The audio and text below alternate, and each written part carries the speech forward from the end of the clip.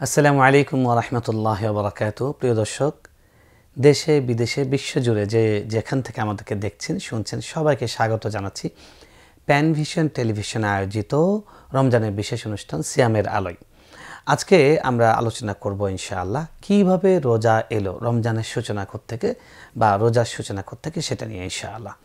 আল্লাহ রাব্বুল আলামিন পবিত্র কোরআনে সিয়াম বিষয়ে অনেক নির্দেশনা দিয়েছেন এবং সিয়ামটা কোত্থেকে শুরু হয়েছে সেটা নির্দেশনাও কোরআনে আছে এবং হাদিসেও আছে। রাসূল আল্লাহ রাব্বুল আলামিন ইরশাদ করেছেন, কুতিবা আলাইকুমুস সিয়াম কামা কুতিবা আলাল্লাযীনা মিন ক্বাবলিকুম লাআল্লাকুম তাত্তাকুন।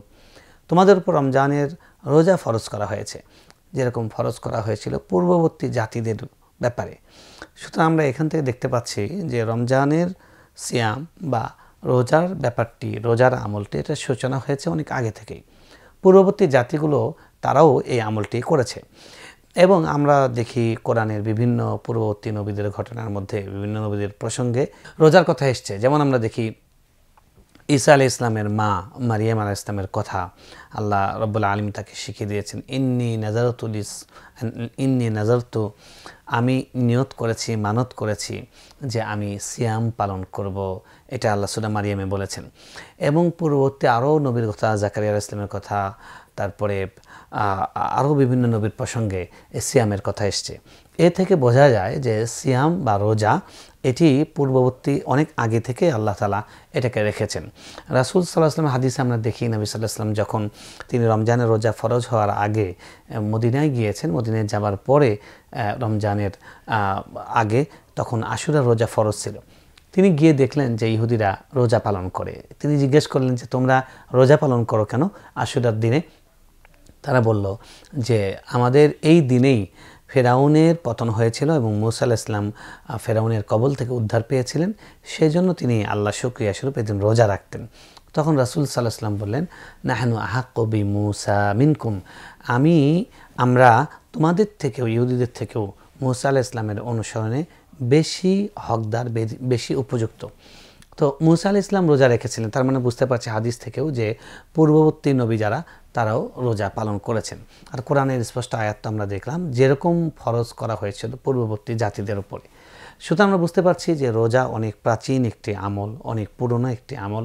সব যুগের নবীরা, সব যুগের পুণ্যবান ব্যক্তিরা তাদের আল্লাহকে খুশি করার জন্য, আল্লাহর সন্তুষ্টি হাসিল করার জন্য তারা রোজার মতো একটি ইবাদত পালন করতেন। তবে রোজা বা উপবাস, সিয়াম, এটা বিভিন্ন ধর্মে, বিভিন্ন নবী, বিভিন্ন জাতির মধ্যে এটা বিভিন্ন তরিকায় ছিল।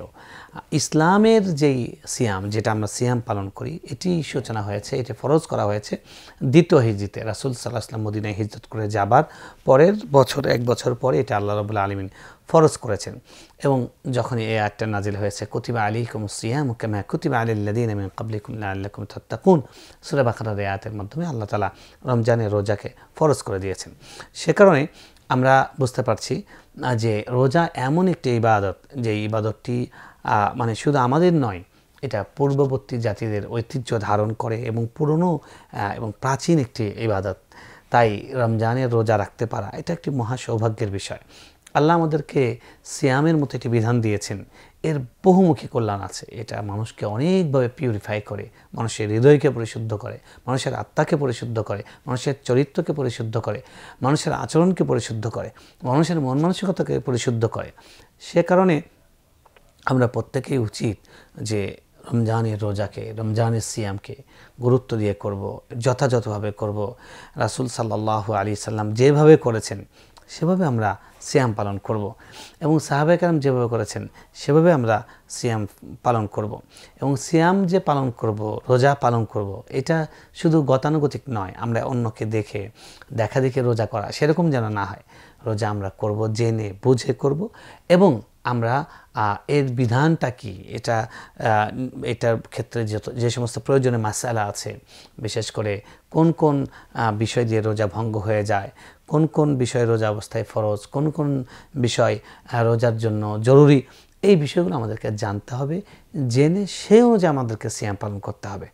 সর্বোপরি রোজা অবস্থায় রোজার যে বিভিন্ন শিষ্টাচার আছে, চোখের হেফাজত করা, তারপরে জবানের হেফাজত করা, তারপর আচরণের হেফাজত করা, সব কিছুর মাধ্যমে একটা পারফেক্ট, একটা পূর্ণাঙ্গ, একটা কোয়ালিফাইড একটি রোজা যদি আমরা পালন করতে পারি এবং সেভাবে যদি রমজানের মানে মাসটাকে উদযাপন করতে পারি, পালন করতে পারি, তাহলে আল্লাহ রাব্বুল আলামিন যেটা বলেছেন, রোজাকে ফরজ করা হয়েছিল পূর্ববর্তী জাতির উপর যেরকম ফরজ করা হয়েছে, যাতে তোমরা পরিশুদ্ধ মানুষ হতে পারো, মুত্তাকি হতে পারো, তাহলেই আমরা কেবল তাকওয়াবান হতে পারবো, আমরা মুত্তাকি হতে পারবো। আর মুত্তাকিদের জন্য আল্লাহ জান্নাতকে প্রস্তুত করে রেখেছেন, ওয়াইদ্দাত লিল মুত্তাকিন। সুতরাং আসুন আমরা সকলে সংকল্পবদ্ধ হই, আমরা সকলে সচেষ্ট হই, আমরা সকলের প্রস্তুতি নেই আগামী রমজানের রোজাগুলোকে, এই রমজানের রোজাগুলোকে আমরা সেভাবে পালন করব। আল্লাহ আমাদের সকলকে তৌফিক দান করুন। আজকে এ পর্যন্তই। আসসালামু আলাইকুম ওয়া রাহমাতুল্লাহি ওয়া বারাকাতুহু।